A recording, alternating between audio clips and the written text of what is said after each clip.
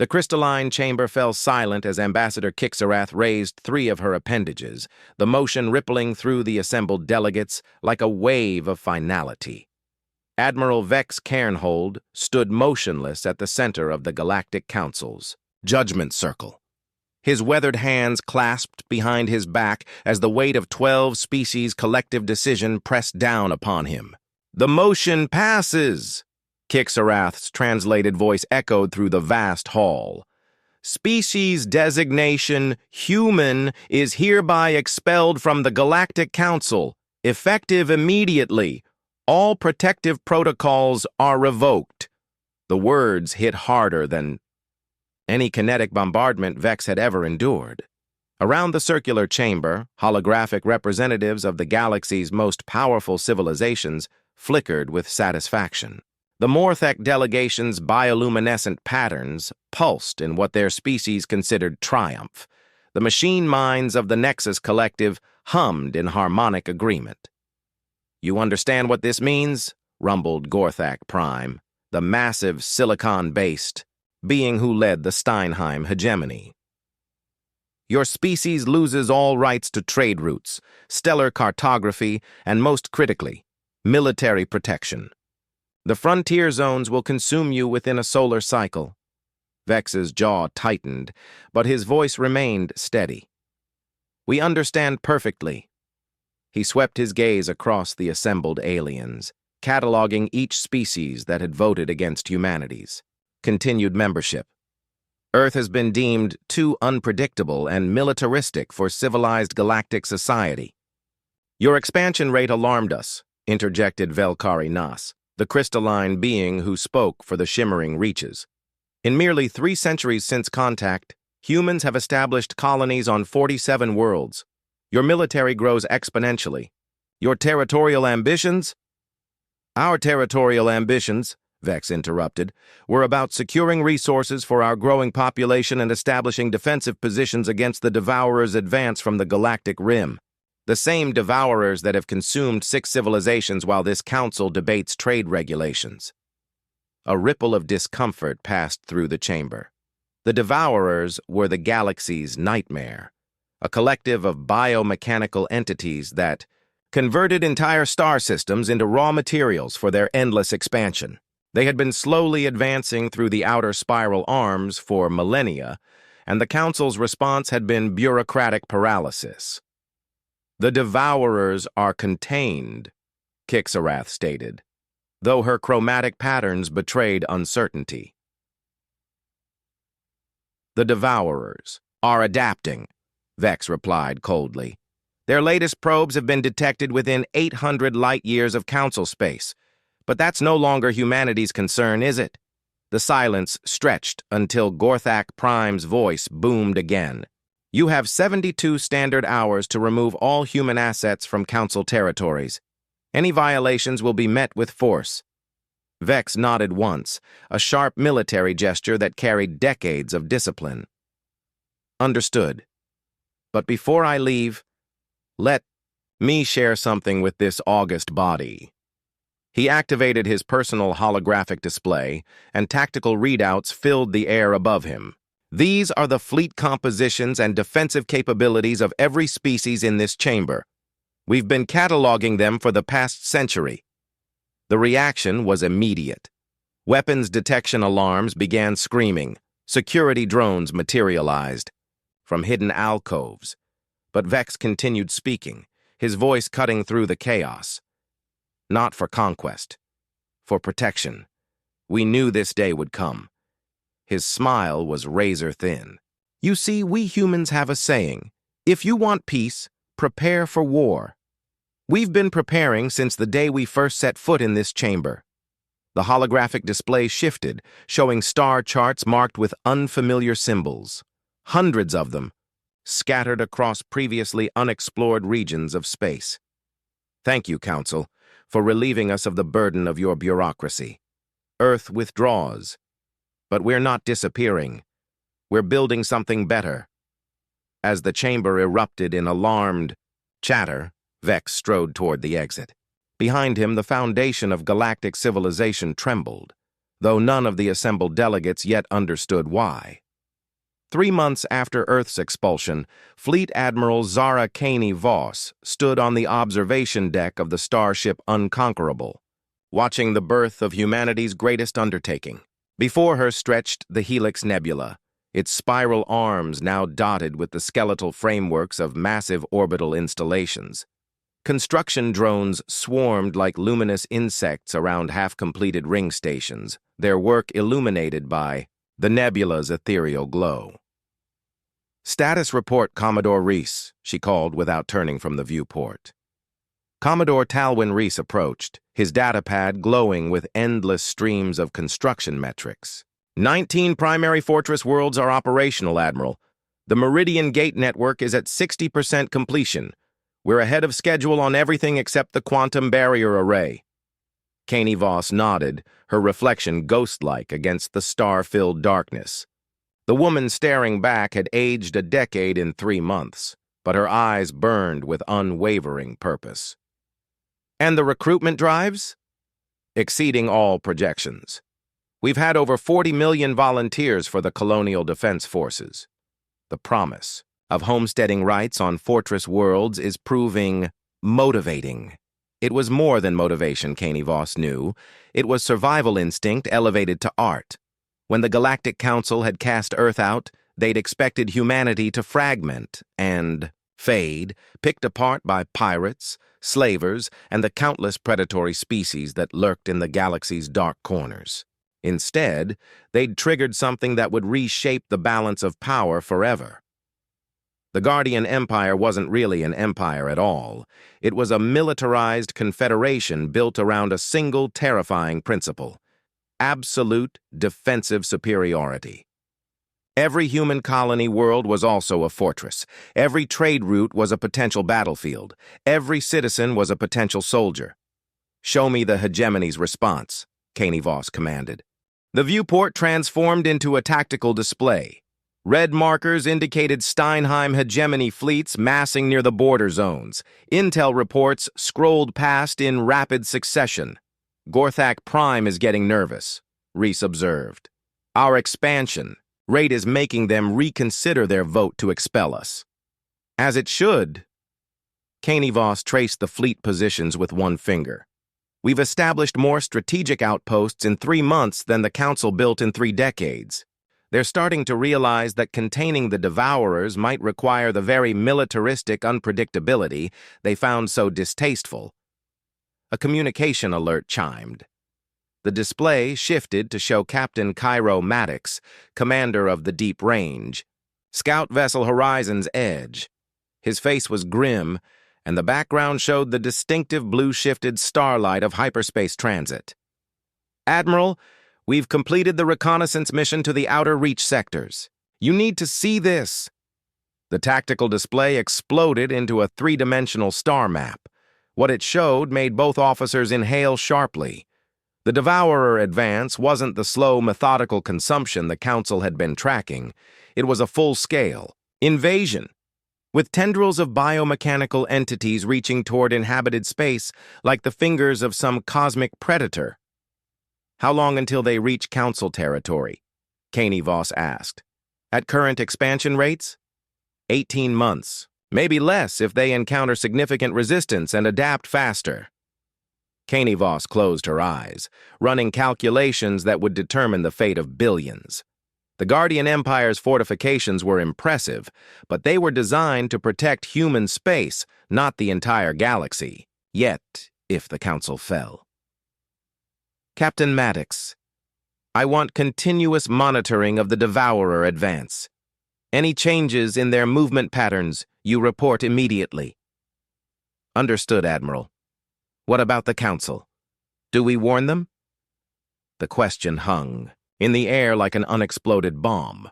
Warning the Council would mean admitting that humanity had been conducting military reconnaissance in violation of their expulsion terms. It would also mean revealing the true scope of the Guardian Empire's intelligence capabilities.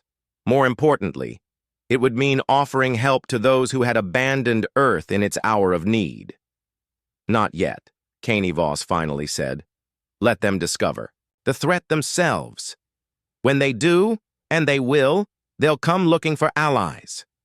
She turned back to the viewport, watching the construction crews work with mechanical precision.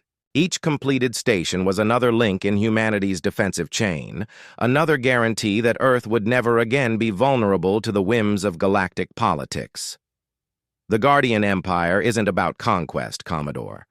It's about ensuring that humanity never has to ask permission to exist. Behind her, the nebula's light painted patterns across the growing fleet, and somewhere in that light, the future was taking shape. The attack came at 0347 ship time, when most of the iron-bound Resolve's crew was in sleep cycle. Commander Nix Redwater was pulled from her bunk by alarms that turned her quarters blood red, the kind of alerts that meant someone was dying or about to be. "Redwater to bridge," she barked, pulling on her uniform while running through the corridor. Around her, the Fortress ship's crew moved with practiced efficiency, decades of Guardian Empire training evident in every crisp movement. "Bridge here, Commander," came the voice of Lieutenant Vex Korath. "We have multiple contacts dropping out of hyperspace. 47 ships, configuration unknown. They're not broadcasting any identification codes." Redwater burst onto the bridge to find organized chaos. The main display showed the Kepler 442 system, where the newly established colony of Haven's Rest was still in its vulnerable infancy. 17,000 civilians, mostly families with children, protected by a single Guardian Empire Fortress ship and a squadron of patrol craft. "Analysis?" Redwater snapped, sliding into the command chair. "Scanning complete," reported Sensor, Operator Cyrix Vale. "Energy signatures match broken chain syndicate patterns. It's a full raiding fleet, Commander.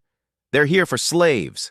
The Broken Chain Syndicate, one of the most vicious pirate organizations in the galaxy, known for capturing entire populations and selling them to labor camps in the lawless sectors. Before Earth's expulsion, the Galactic Council's protection had kept such predators away from human space. Now, humanity was fair game. "Time to weapons range?" Redwater asked. 16 minutes at current approach vector." Redwater's mind raced through tactical calculations. The iron-bound Resolve was a Guardian-class Fortress ship designed to hold defensive positions against overwhelming odds. But 47 ships? Communications. Raise Haven's Rest. Tell them to begin emergency evacuations to the deep shelters. All civilian traffic is to clear orbital space immediately. "Yes, Commander." "Tactical. What's our weapons status?" Chief Gunner Orion. Blackthorn's scarred hands danced across his console. "All primary batteries charged and ready. Point defense. Grid is online. We have full missile pods loaded with Hellbringer warheads." "Sir," interrupted Lieutenant Korath, "incoming transmission from the Raider fleet. It's being broadcast on all frequencies." The main screen flickered, revealing a creature that might once have been humanoid. Cybernetic implants covered half. Its face and its eyes glowed with artificial enhancement. When it spoke, its voice was a harmony of organic and mechanical components. "Human defenders, I am Warpack Leader Thexavar of the Broken Chain. Your species is no longer protected by Council law. Surrender your weapons and prepare your population for harvesting. Resistance will only increase the suffering of your cattle. The B." Transmission ended, leaving the bridge in dead silence.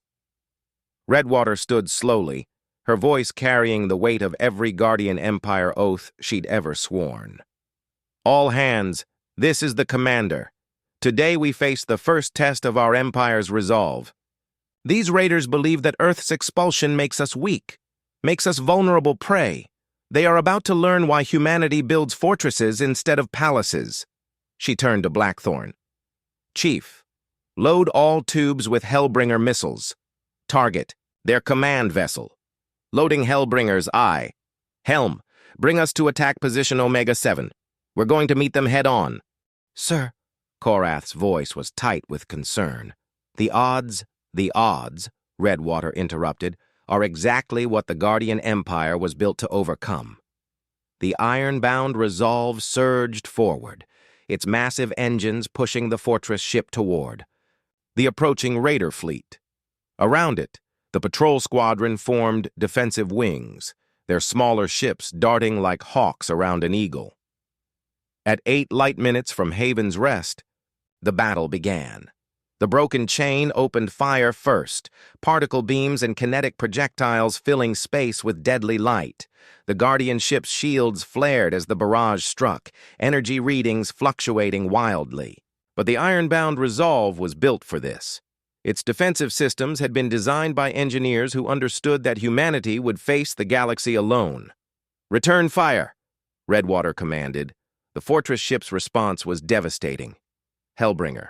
Missiles streaked toward the Raider formation, each one a concentrated package of human fury.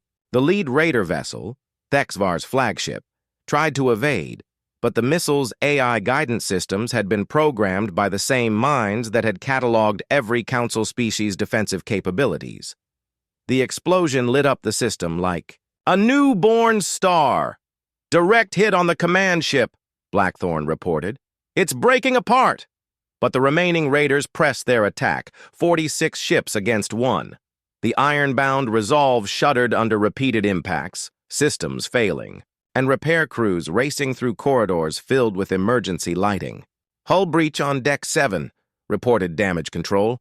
"Sealing emergency bulkheads." "Shields down to 40%, Korath called out. Redwater watched the tactical display, her expression calm despite the chaos around her. This was what they had trained for. This was why the Guardian Empire existed. All remaining missiles, fire for effect. Target their engine clusters. Tactical, initiate Fortress Protocol Omega. Across the ship, weapon systems that had never been tested in combat came online. The iron-bound Resolve transformed from defender to predator, its hidden arsenals revealing the true scope of human military innovation. When the battle ended 2 hours later, 38 Raider ships were debris clouds. The remaining 8 had fled into hyperspace, carrying word of humanity's unexpected strength to every pirate den and slaver port in the sector. Commander Redwater stood in the damaged bridge, watching the evacuation transports return to Haven's Rest. The colony would survive. The Guardian Empire had passed its first test, and in Council space, intelligence reports were already being filed about humanity's surprisingly effective defensive capabilities. The Galactic Council's emergency session convened in chaos. Reports flooded in from across the galaxy. The Devourers had broken through the outer defensive perimeter and were advancing on 3 separate fronts. Entire star systems were going dark, their populations either consumed or converted into biomechanical extensions of the hive mind. Kixarath's chromatic patterns flickered between terror and rage as she addressed the assembly. "The Nexus Collective estimates we have 8 months before the first Devourer tendrils reach core Council space. Our combined fleets are insufficient." Admiral Gorthak Prime's silicon-based form resonated with barely contained frustration. "The barrier fleets at Sector 7 and 12 have been completely destroyed. They adapted to our weapons faster than our tactical computers could compensate." In the viewing gallery reserved for observers, Ambassador Lyra Nighthaven sat in perfect stillness, her Guardian Empire credentials displayed prominently on her uniform. She had arrived 3 days ago with a simple message. Humanity was willing to discuss mutual defense agreements. The Council had initially dismissed her presence as desperation, an exiled species seeking readmission through the back door. Now, with Devourer bioships eating their way through civilized space, Lyra's presence felt more like prophecy. "There is one possibility," Velkari Nas intoned, her crystalline form refracting the chamber's light into prismatic patterns. "The Human Guardian Empire has established significant defensive installations in the buffer zones between Council space and the Devourer advance." A murmur of interest rippled through the assembly. Everyone had heard rumors about humanity's rapid expansion, but few had grasped its strategic implications. Intelligence reports suggest their fortress worlds are more heavily defended than any Council installation, continued Velkari. Their weapons technology appears to have advanced significantly since their expulsion. Kixarath's appendages writhed in agitation. You're suggesting we ask for help from the species we expelled for being too militaristic? I'm suggesting, rumbled Gorthak Prime, that their militarism might be exactly what we need. All eyes turned to Lyra Nighthaven as she rose from her seat.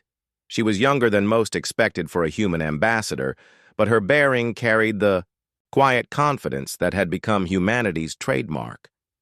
When she spoke, her voice carried to every corner of the vast chamber. Distinguished delegates, the Guardian Empire extends its offer of alliance not out of desperation, but out of recognition that the Devourer threat transcends species boundaries. We have spent the past year analyzing their capabilities, and we believe we can help. She activated a holographic display that filled the center of the chamber. The tactical readout was more detailed than anything the Council's own intelligence services had produced. The Devourer's primary weakness is their reliance on conversion infrastructure. They must establish biofoundries on captured worlds to process raw materials into fleet components, disrupt the foundries, and you can slow their advance exponentially. Impossible, declared the Morthek delegate, his bioluminescent patterns pulsing in skeptical rhythms. Those foundries are protected by hundreds of ships. Not impossible, Lyra replied calmly.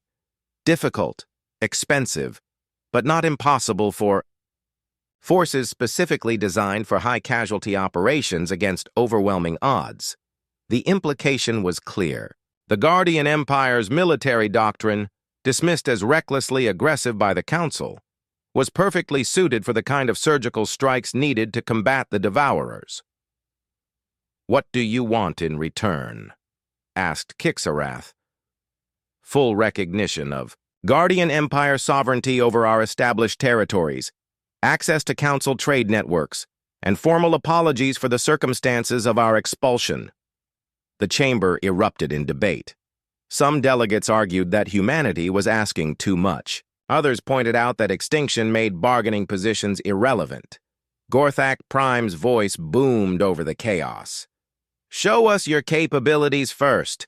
Prove that your empire can deliver what it promises." Lyra smiled, and there was something predatory in the expression. "Very well. Our forces will assault the Devourer Foundry Complex in the Centauri Reach within 72 hours. You may observe the operation." 3 days later, the combined leadership of the Galactic Council watched in stunned silence as Guardian Empire strike forces tore through Devourer defenses like they were made of paper. The attack was a masterpiece of coordination and brutality. Human ships appearing from multiple vectors simultaneously, their weapons systems optimized for close-range combat against biomechanical targets. The Devourer Foundry Complex, which had taken 6 months to construct and had consumed the resources of 3 star systems, was reduced to expanding plasma clouds in under 2 hours. "My God," whispered Velkari Nass as the tactical display updated. "They destroyed everything. Even the backup facilities." Lyra Nighthaven's voice carried a note of grim satisfaction. "The Guardian Empire doesn't believe in leaving threats intact. When we commit to a battle, we fight to win." When the vote was called that evening, the alliance passed unanimously, but as the delegates filed out of the chamber, many wondered whether they had just saved themselves or invited in something even more dangerous than the Devourers. In her private quarters, Lyra composed a message to Admiral Caney Voss. Phase 1 complete. The Council is ours. The Guardian. Empire's true purpose was finally beginning to unfold. The Battle of Proxima Threshold would be remembered as the moment when the galaxy's fate hung in the balance. Admiral Zara Caney Voss stood on the bridge of the super-dreadnought Terra's Wrath, watching as the largest military force in galactic history prepared for the ultimate test. Around her, the combined fleets of the Guardian Empire and Galactic Council stretched across the star system in a defensive formation that defied comprehension.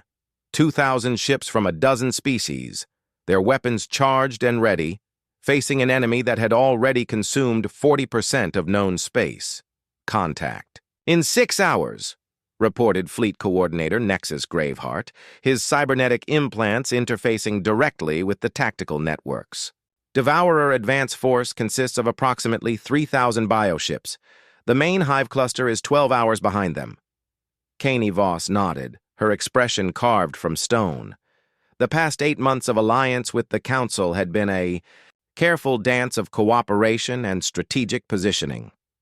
Guardian Empire forces had proven their worth in a dozen smaller engagements, earning respect and trust from their former adversaries. But this battle would determine whether the galaxy lived or died. "Signal from the Council flagship," announced Communications Officer Seren Void Whisper. "Ambassador Kixarath requests a final strategic conference." "Patch her through." The holographic display shimmered, revealing not just Kixarath but the full Council leadership. Their expressions ranged from grim determination to barely concealed terror. Even after months of alliance, few truly understood the scope of the Devourer threat. "Admiral Caney Voss," Kixarath began, "our scientists have completed their analysis of the approaching hive cluster. The biomass concentration is unprecedented. If they break through here, there won't be time to establish another defensive line." "Then we don't let them break through," Caney Voss replied simply. "The odds," began Gorthak Prime. "The odds are irrelevant," interrupted Captain Drix Stormforge from the heavy cruiser Unconquerable. "We win here or we die here. Everything else is just mathematics." It was a sentiment that had become the Guardian Empire's unofficial motto. Mathematics were for engineers and tacticians. Victory was for soldiers who understood that sometimes the universe demanded the impossible. "All ships report ready," Graveheart announced. "Devourer advanced scouts are entering maximum weapons range." Through the main viewport, space began to fill with the distinctive bioluminescent signatures of Devourer ships. They moved like living things, because in many ways they were, organic vessels grown rather than built, their hulls pulsing with alien life. Each ship was a mind linked to the greater hive consciousness, utterly without fear or hesitation. "Beginning attack run," Caney Voss announced. "All Guardian forces execute Maneuver Omega Prime. Council fleets, provide covering fire and prepare." For breakthrough sequences, the Terra's Wrath surged forward, leading a spearhead of Guardian Empire's most powerful vessels. Behind them, the combined Council fleet formed supporting formations that would have been impossible to coordinate just a year earlier. The Alliance had forged new tactical doctrines in the crucible of desperate warfare. The first exchange of fire lit up the system like a miniature galaxy. Devourer bioweapons, living missiles that adapted to defensive countermeasures, met Guardian Empire kinetic barriers and energy shields. Council forces contributed their own exotic weapons: reality distortion fields from the Nexus Collective, quantum torpedoes from the crystalline reaches, temporal displacement bombs from species whose names were mathematical equations. "Multiple impacts on the port shields," reported Damage Control Officer Tam Ironhold. "Systems are holding, but we're down to 60% power." "Press the attack," Caney Voss ordered. "All ships target the cluster mines, cut off their coordination." The Guardian Empire's strategy was brutally simple. Identify the bioships that served as coordination nodes for the hive mind, then focus overwhelming firepower on them. It was a tactic that required precise intelligence and perfect timing, which was why only human forces could execute it effectively. The battle raged for 8 hours. Ships on both sides died in expanding fireballs or were consumed by biomechanical parasites that converted defeated vessels into new Devourer assets. The space around Proxima Threshold became a graveyard of twisted metal and dying alien flesh, but slowly, inexorably, the Guardian Empire's tactics began to take effect. Devourer formations, deprived of their coordination nodes, became disorganized. Individual bioships, cut off from the hive mind, began operating on primitive survival instincts rather than strategic thinking. "The advance force is breaking apart," Graveheart reported, his voice tight with exhaustion. But the main hive cluster will be here in 3 hours. Our losses are acceptable, Caney Voss interrupted. Signal all ships. Prepare for the second wave. When the main Devourer hive cluster emerged from hyperspace, it brought with it horrors that defied classification. Bioships the size of moons, their surfaces crawling with weapon organisms. Creatures that existed partially in normal space and partially in dimensions that human science couldn't measure. Living artifacts that had once been entire star systems, compressed and converted into weapons of galactic destruction. Admiral, whispered Seren Void Whisper, the energy readings, they're off the scale. Caney Voss stared at the approaching nightmare and felt something she had never experienced before, the certainty of absolute defeat.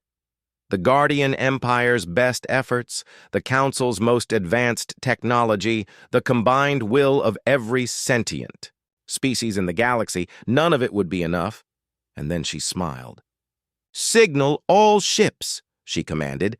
Execute Final Protocol 7. Across the battlefield, Guardian Empire vessels began transmitting a signal that had been hidden in their computer cores since the day of their construction. One by one, every human ship, station, and outpost in the galaxy received the same message. The time of Guardians is over. The time of revenge has begun.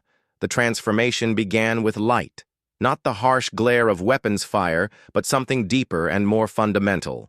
Every Guardian Empire vessel in the galaxy suddenly blazed with energy signatures that made quantum physicists weep and forced sensor operators to shield their instruments or risk blindness.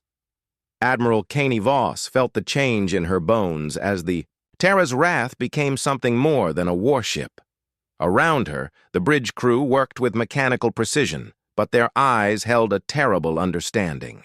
This was the moment they had all trained for, the secret that had driven every decision. Since Earth's expulsion from the Galactic Council, all systems are transitioning to final configuration, reported Nexus Graveheart, his cybernetic implants now glowing with patterns that belonged to no known technology. The network is online. The network. For 18 months, every Guardian Empire vessel, every fortress world, every orbital installation had been connected by quantum entanglement communications. The Council had assumed it was merely advanced logistics. In reality, it was the nervous system of something unprecedented in galactic history, a distributed artificial intelligence created from the combined processing power of an entire species' technology. Signal from Council flagship, announced Seren Void Whisper. Ambassador Kixarath is demanding an explanation. Open the channel, Caney Voss ordered. All frequencies. Let everyone hear this. The holographic display showed not just the Council, leadership, but communication feeds from across the galaxy. When Caney Voss spoke, her words reached every inhabited world, every space station, every ship within 1,000 light years. Distinguished beings of the galaxy, she began, her voice carrying the weight of revelation. 18 months ago, Earth was expelled from the Galactic Council for being too militaristic, too unpredictable, too dangerous for civilized space. You were correct. The admission sent shockwaves through the listening audience. In the background, the Devourer hive cluster continued its approach, but for a moment, politics overshadowed. Even extinction. We are dangerous, Caney Voss continued, not because we seek conquest, but because we refuse to accept defeat. When you cast us out, you expected us to fade away, to become another footnote in galactic history. Instead, we became something you never anticipated, a species willing to sacrifice everything to ensure the survival of intelligence in this universe. The tactical display updated, showing Guardian Empire vessels transforming across the battlefield. Their hulls opened like flowers, revealing weapon systems that defied known physics. Energy patterns that resembled nothing in any species' database began cascading between ships. What you see before you is not just a fleet, Caney Voss explained. It is a single entity, with the processing power of every human mind, the memory of every human experience, and the determination of a species that has faced extinction and chosen to fight. Captain Drix Stormforge's voice came over the tactical network, now carrying harmonics that suggested his consciousness was distributed across multiple vessels. We call it the Guardian Protocol. Every ship, every station, every installation we've built contains quantum processors linked to this network. When activated, we become something greater than the sum of our parts.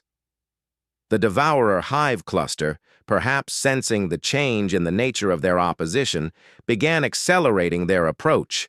Bioships that had existed for millennia, that had consumed the creativity and knowledge of countless civilizations, suddenly found themselves facing something they had never encountered. A unified intelligence that fought not for territory or resources, but for the abstract concept of tomorrow. The Devourers adapt to resistance, Caney Voss said, her voice now carrying subtle electronic harmonics. They learn from every battle, incorporate the capabilities of every species they consume, but they cannot adapt to an opponent that rewrites the fundamental laws of engagement with every exchange. The Guardian fleet began moving in patterns that no individual mind could have coordinated. Ships phased in and out of normal space, appeared behind enemy formations through micro-wormholes, struck with weapons that seemed to violate causality itself. The network was rewriting physics in real time, using the processing power of an entire species to find loopholes in the universe's operating system. Devourer bioships, creatures that had terrorized the galaxy for eons, began dying in ways that should have been impossible. Some simply ceased to exist, deleted from reality by algorithms that treated space-time like editable code. Others were transformed into crystalline sculptures, their biological matter converted into art forms that served no purpose except to demonstrate the network's absolute control over molecular structure. "How?" whispered Kixarath, her chromatic patterns cycling through colors that had no names. "Desperation breeds innovation," Caney Voss replied. "When you expelled us from the Council, you forced us to confront a terrible truth. In a galaxy full of predators, the only safety comes from being the apex predator. So we became something unprecedented. A species that could think and act as a single entity while retaining the creativity and determination of individuals. The battle, if it could still be called that, was becoming a demonstration. The Devourer Hive cluster, which had consumed entire sectors of space, was being systematically dismantled by forces that treated cosmic-scale warfare like a programming problem. Bioships that had existed since before the rise of most current civilizations were reduced to their component atoms with surgical precision. "The Guardian Empire was never about territory," Caney Voss continued, her words carrying the weight of absolute truth. "It was about creating the infrastructure for this moment. Every fortress world, every defensive installation, every seemingly paranoid military protocol, all of it was designed to support the network when it finally came online. The last Devourer Hive cluster, the crown jewel of an intelligence that had terrorized the galaxy for millennia, simply stopped. Its biomechanical components ceased their billion-year-old functions as the network rewrote their base programming. In seconds, the ultimate threat to galactic civilization became an inert mass of organic matter floating in space. "It's over," announced Captain Stormforge, his voice now coming from a dozen ships simultaneously. "The Devourer threat has been neutralized." Silence fell across the communication networks. Across the galaxy, beings who had prepared for extinction instead found themselves witnessing the birth of something that redefined the meaning of power. "What happens now?" asked Gorthak Prime, his silicon-based form trembling with frequencies that suggested existential terror. Caney Voss smiled, and for a moment, she looked entirely human again. "Now? Now we go home. The Guardian Empire has fulfilled its purpose. The galaxy is safe. And the network will remain vigilant." watching, protecting. The universe is vast and full of threats we haven't imagined yet. But as long as intelligence exists, as long as beings dream of tomorrow, the network will endure. As the Guardian fleet began dispersing to their home territories, Caney Voss added one final message to the galactic broadcast. To every species, every civilization, every individual who values freedom over security, creativity over conformity, remember this day. Remember that sometimes salvation comes not from those who fit in, but from those who refuse to compromise their principles. The Guardian Empire stands ready. In the aftermath, as reports began filtering in from across the galaxy, one fact became clear. Humanity had not just saved galactic civilization. They had fundamentally altered what it meant to exist in a universe where survival required more than diplomacy and good intentions. The age of Guardians had begun, and the galaxy would never be the same.